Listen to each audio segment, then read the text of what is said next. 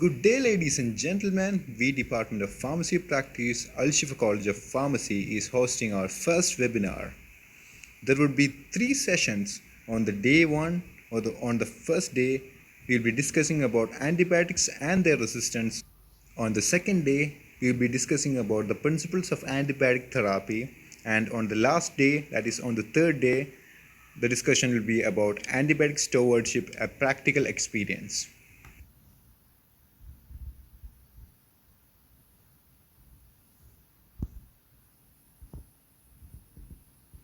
Before we start the first session, I would like to give you a soft advice. It's nothing but regarding pandemic COVID-19 situation. Even we don't know what the next future would be. However, follow the rules given by the government, that is be safe, follow social distancing. When you're out, wear mask, and when you come home, clean your hands properly and take a bath. So, the first session is regarding antibiotics. Let me introduce myself. I am Dr. Mohammed Salim KT, Assistant Professor and Clinical Preceptor of Department of Pharmacy Practice, AlShifa College of Pharmacy. We'll be giving a brief detail about antibiotics and their resistance.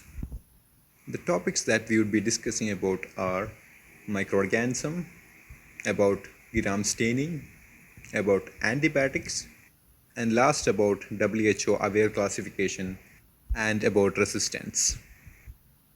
What are microorganisms? A question your teacher would have asked you a couple of years back or a long years back, and she would have answered you those are bacteria, fungus, virus, protozoa, and etc. Even though mutations have happened a couple of times or many times, no one dared to change their name.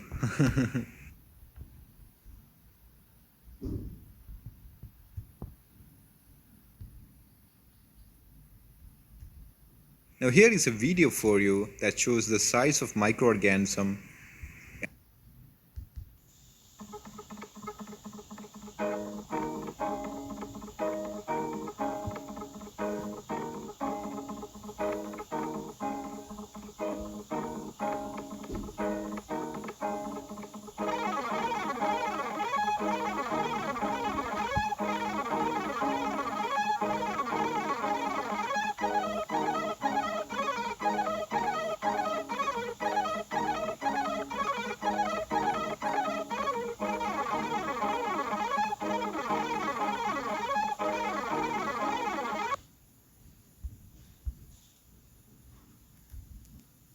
I'm sure that you would be knowing about gram staining. However, I would like to give a brief details about gram staining. Have you tried painting? Once you finish your work, how your hands would be? It would be dirty, right? Or stained with paints, right? Similarly, staining techniques can be used not to make your hand dirty, but to identify microorganisms. These are the instruments and reagents that are used for gram staining. First, we label the slide, make a circle on the slide, sterilize the inoculation loop, place a drop of water on the inoculation loop and spread it over the slide. Then re-sterilize the inoculation loop, take a set of bacteria, place it on the slide, then sterilize the inoculation loop again, dry the slide, then heat fix the slide by passing it over the flame. Add crystal violet to the slide, wash it off. Add gram iodine, keep it for 1 minute and then clean it off. Add decolorizing agent, then clean it off. Then add counterstain safranin, clean it off. Now this is a gram-negative organism. Actually, gram-negative organism is pink in color. This is as a result of the stain taken up by the gram-negative organism, that is safranin stain. In case of gram-positive organism, they take up the crystal violet color and as a result they are violet in color. The staining process is done. Now we have gram-positive and gram-negative organism. The gram-positive organism has an inner plasma membrane, a periplasmic space, and a thick layer of outer peptidoglycan layer. But in case of gram-negative organism, an additional outer layer is there, that is outer membrane, which composed of lipopolysaccharide and protein.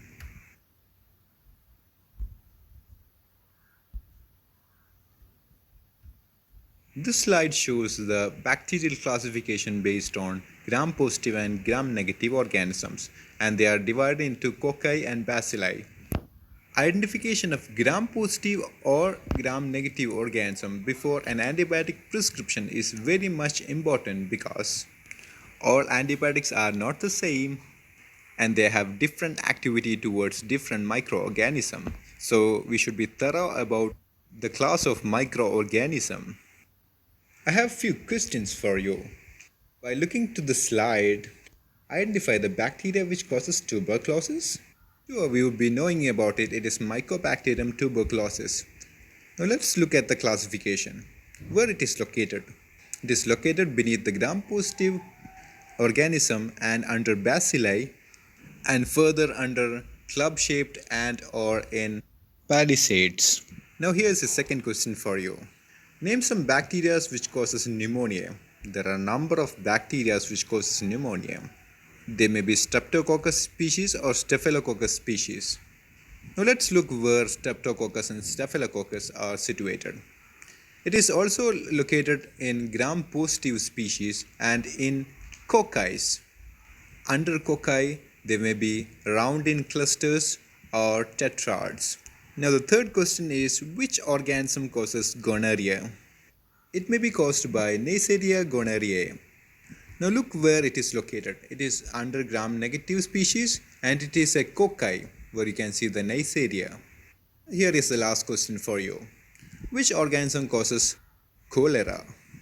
It's sure that everyone would know that it's Vibrio cholera.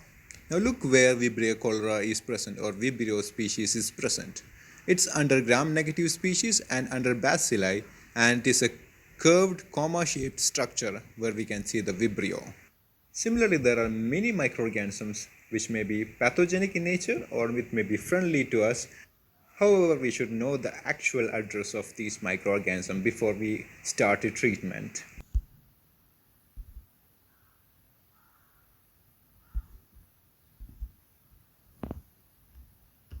Just for an introduction, I would like to define antibiotics. They are the substance produced by the microorganism or synthesized which are intended to kill or suppress the growth of other microorganisms at a very low concentration. Antibiotics are for bacterial infection, no one has any doubt. Then why common cold has got a treatment with antibiotics? As we know that common cold is caused by rhinovirus, a disease condition that resolves by its own within a week or two. Sometimes cough may prolong 3 to 4 weeks. So actually these antibiotics are not required for common cold. When considering this aspect, we should also consider two terms. One is co-infection and second one is superinfection. These two reasons can be considered as a reason why antibiotics are prescribed for a viral infection. An example for co-infection is an HIV patient would have a infection with another virus, that's hepatitis C virus. So co-infection can be defined as a person with an infection is also infected with another infection. Second term is superinfection. An example is a person infected with one strain of HIV virus can get infected with other strain of HIV virus the other time. Now let's move on to the classification of antibiotics. Antibiotics can be classified based on first one, chemical structure, second one is spectrum of activity, and third one is type of action it produces. The first one we are going to discuss is about spectrum of activity. What is spectrum of activity? The group of microorganisms the antibiotic can act upon is called spectrum of activity. They are classified as broad spectrum or narrow spectrum. Antibiotics with narrow spectrum can kill or suppress the growth of limited number of microorganisms, whereas broad spectrum antibiotics can act upon large number of microorganisms. So let's look at a case. A person who comes with an infection is given broad spectrum antibiotics as empirical therapy, as we don't know which microorganism has caused the infection. Later, after 2 days, with a culture and sensitivity report, we may change the broad spectrum antibiotic to narrow spectrum antibiotics. This depends upon the physician's choice and type of infection. There are studies which show that oral broad spectrum antibiotics, when prolonged administered, can destroy the natural flora. Natural flora means useful bacteria that are present in the gastrointestinal tract. This can cause increased chance of other infection and also decrease the synthesis and digestion of nutrients. So in this case, a probiotic should be administered when a patient is given long-term antibiotic therapy.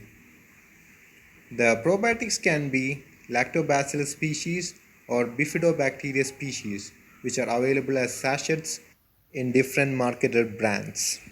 There are also natural agents that enhances the natural flora. Those are milk, yogurt, or curd. This can also be tried if the ready-made products are not available, unless contraindicated. The broad-spectrum antibiotics examples are tetracycline, amoxicillin, chloramphenicol, and narrow-spectrum antibiotics are penicillin, erythromycin, streptomycin, etc. Let's move on to the type of action. The antibiotics that can kill the bacteria are called bactericidal agents, or the agents that can suppress the growth of microorganisms are called bacteriostatic agents. Apart from these two characteristics, what is the main difference between two when prescribing a bacteriostatic or bactericidal agent? A study conducted by Walt Dickner says that bacteriostatic agents will kill the microorganism but require more concentration than that of bactericidal agents. When they reviewed 56 randomized clinical trials, most studies show that there are no difference between the two. 6 trials have stated that bacteriostatic agents are more effective than cidal agents. In case of skin and soft tissue infection, 3 trials said that linezolid, which is a bacteriostatic agent, is superior over vancomycin, which is a bactericidal agent, in treating complicated skin and soft tissue infection. In case of pneumonia, there are 19 trials which stated that linezolid is superior to vancomycin for both nosocomial or community acquired pneumonia. There is a limitation for this statement because vancomycin is having a poor penetration in the alveolar tissue when comparing to linezolid, which is having good penetration.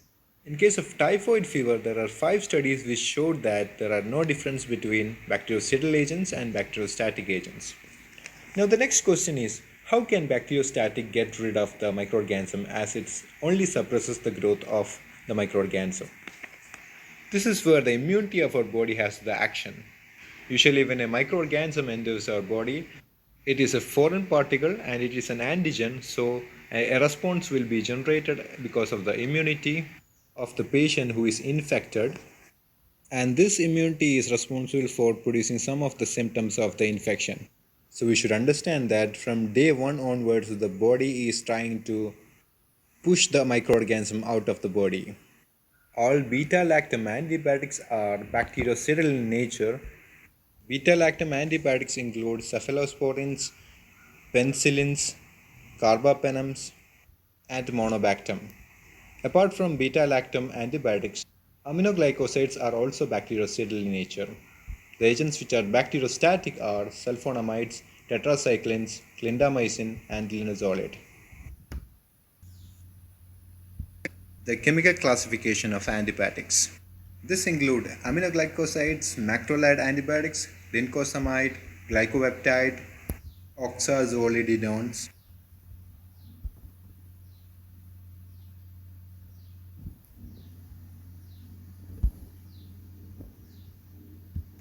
polypeptide, nitrofuran derivatives, nitroimidazole derivatives, nicotinic acid derivative, nitrobenzene derivatives,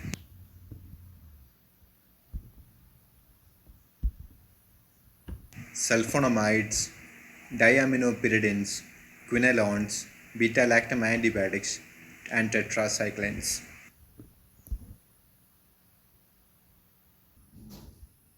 Aminoglycoside. It consists of gentamicin, tobramycin, amikacin, streptomycin, and neomycin. The mechanism of action is the drug penetrates the bacterial cell wall and inhibits the protein metabolism. It is a bactericidal antibiotic which is concentration dependent. The main specialty of aminoglycoside is that it is having post-antibiotic effect. This is an effect produced as a result of the antibiotic against the microorganism when the concentration of the particular antibiotic in the serum is comparatively low. The main adverse drug reaction associated with aminoglycosides are ototoxicity, which affect the vestibular and cochlear portion of the ear, can also cause nephrotoxicity and neuromuscular blockade. The drug should not be preferred for pregnant ladies. As this drug is having high side effects, the drug should be given based upon weight of the patient. When considering gentamicin, prolonged level of greater than 12 microgram per ml should be avoided in a patient. It can be administered as orally or IV or IM. The IV or IM dose is 3 to 5 mg per kg per day in divided dose every 8 hourly. The initial dose should be 12.5 to 3 mg per kg per day. The target peak concentration should be adjusted and it should be between 4 to 6 microgram per ml in case of urinary tract infection and 7 to 10 microgram per ml for severe infections. High dose that is given once daily in case of IV administration 5 to 7 mg per kg once daily is preferred. This high dosing is not recommended for patients who are having ascites, which is the inflammation of peritoneal cavity, patients who are having burn greater than 20% of the body, who are having end-stage renal disease, or those patients who are pregnant. When considering tobramycin should not be given along with furosemide because it enhances the ototoxic effect. The dose given is 1 to 2.5 mg per kg per day every 8 to 12 hours and 4 to 7 mg per kg per day once daily. The other drug is amikacin, which is having a half-life of 2 hours. When given as IM or IV, the dose is 5 to 7.5 mg per kg per dose every 8 hourly. Some physicians also prefer giving 15 to 20 mg per kg per dose. In case of streptomycin, IM administration, the dose is 15 to 30 mg per kg per day or 1 to 2 gram daily. I have previously mentioned that the dosing of aminoglycosides should be based upon weight of the patient. So what is the case if a patient is underweight? And what is the case when a patient is overweight? A patient is said to be underweight when the total body weight is less than the ideal body weight. In that case, we should calculate the dose with the total body weight. For patients who are non-obese, his total body weight is 1 to 1.25 times that of ideal body weight. In this case, we can consider either total body weight or ideal body weight for calculating the dose. For patients who are obese, that is total body weight greater than 1.25 times the ideal body weight, for these patients we should calculate the dose based on 40% adjusted body weight, that is ideal body weight plus 0.4 times total body weight minus ideal body weight. Next antibiotic class is macrolide antibiotics. It consists of azithromycin, clarithromycin, telithromycin, etc. Before these drugs, there were a drug known as erythromycin. This old macrolide antibiotic had various limitations such as narrow spectrum of coverage, that is, it was mainly having gram-positive coverage and less gram-negative coverage, was also gastric intolerant, gastric acid lability was present, low oral bioavailability was another issue, and was having short half-life. When considering the new macrolide antibiotics, azithromycin is having a half-life of 40 to 60 hours. That is the reason why it is administered once daily. Usual dose is 500 mg to 1 gram OD, and in case of clarithromycin, we are having a dose of 500 to 250 mg, which is given as BD. So the main difference between azithromycin and clarithromycin based on dose is that azithromycin is given OD and clarithromycin is given BD. And there is a slight difference in their spectrum of activity. Azithromycin kills the H influenza, Haemophilus influenza, much better than clarithromycin. These new macrolide antibiotics are having broad spectrum coverage, and this class of antibiotic is more effective for respiratory tract infections. These agents are also effective against gram-positive Staphylococcus aureus group A, B, C, and G streptococcus also. A characteristic feature of new macrolide antibiotic is that they are bacteriostatic at low concentration and sterile at high concentration for some bacteria.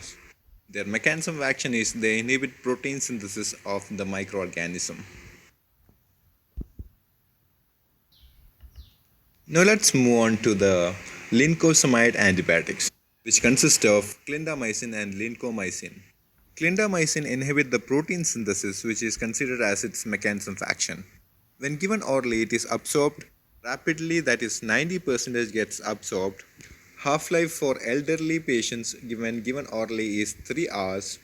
It is bacteriostatic in nature, bactericidal for some strains of Staphylococci, Streptococci, and anaerobes. This effect is also produced in its sub-concentration also.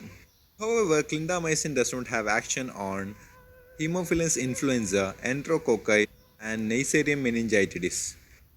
Clindamycin is having high intracellular level in phagocytotic cell. FDA approved this drug for anaerobic Streptococcus and Staphylococcus species. This drug is also concentrated as high level in bone also. When we consider clindamycin, when it is given orally, the main issue that is may encounter is colitis. Initially diarrhea is seen, then it can lead to colitis. This is associated with Clostridium difficile infection, a black box warning which we need to consider a lot when we are giving clindamycin as oral therapy. Another drug in this class is lincomycin, which is having similar antibacterial and toxic property, but it is less potent in causing diarrhea and colitis. Now let's move on to glycopeptides, which consist of vancomycin and teicoplanin. Vancomycin is a bactericidal agent that is having mainly coverage towards gram-positive cocci. The mechanism of action of vancomycin is cell wall synthesis inhibition. Vancomycin administration has a warning which states that if a patient is pregnant, then we should check the excipients that is present in vancomycin. If the excipients consist of PEG 400 and N-acetyl D-alanine, this should not be given. It is contraindicated in pregnancy. Administration of vancomycin should be strictly monitored, and it should be based on actual body weight. The dose administered should be based on actual body weight. Serum vancomycin concentration and renal function is also equally important when administering vancomycin. However, in case of uncomplicated skin and soft tissue infection, and if the patient is having normal renal function, this criteria does not match with these kind of patients. Have you wondered why vancomycin is mainly administered parenterally? The main reason is that it is having poor oral bioavailability. So that's the reason mainly it is given as oral formulations are there which can be given as 125 to 500 mg 4 times daily. When considering the dose of vancomycin, we should look into the trough concentration of vancomycin in serum.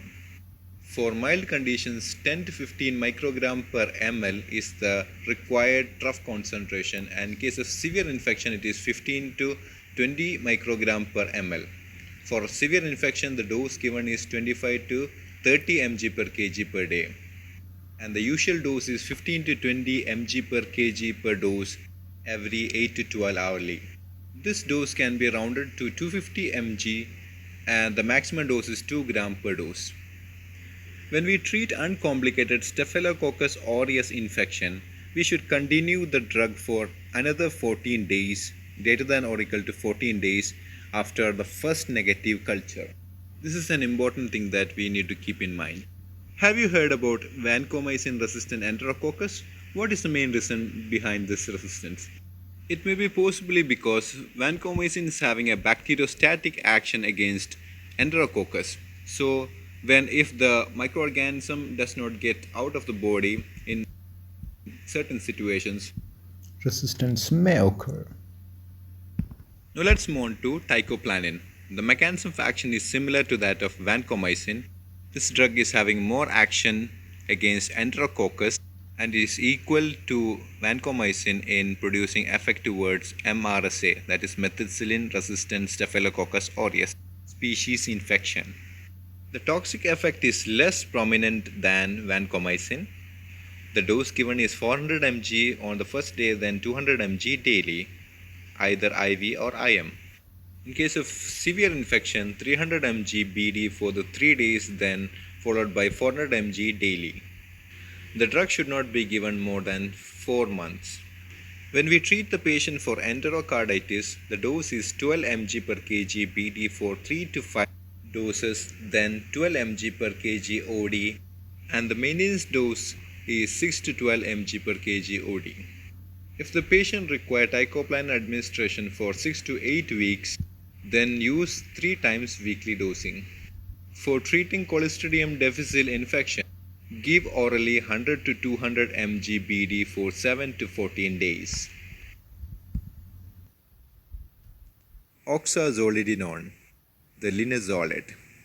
This drug is not suitable for prolonged therapy. There is a risk of hematological and neurological toxicity, so it should not be preferred more than 2 weeks or 4 weeks of therapy. It can be given orally or IV. The dose is 600 mg BD, and when given orally, it is rapidly and completely absorbed. The usual duration of therapy is 7 to 14 days. When we look into the spectrum of action, it is useful for and it is effective for community acquired and nosocomial gram positive species, mainly anaerobes, aerobes, cocci, methicillin resistant Staphylococcus aureus, vancomycin resistant enterococcus, etc. The mechanism of action of linezolid is it inhibits the bacterial protein synthesis. There should be a dose modification when we are considering this drug for a renal failure patient. Linezolid is bacteriostatic in nature, but it can be bactericidal against Bacteroides fragilis, pneumococcus, and streptococcus. Next, we are going on to polypeptide antibiotics, which consist of polymyxin B and polymyxin E. Polymyxin E is also known as colistin. Their mechanism of action is they are having a detergent-like action on cell membrane. The cell membrane gets deteriorated and the contents get leaked out. They are mainly bactericidal in nature, has coverage towards gram-negative bacilli.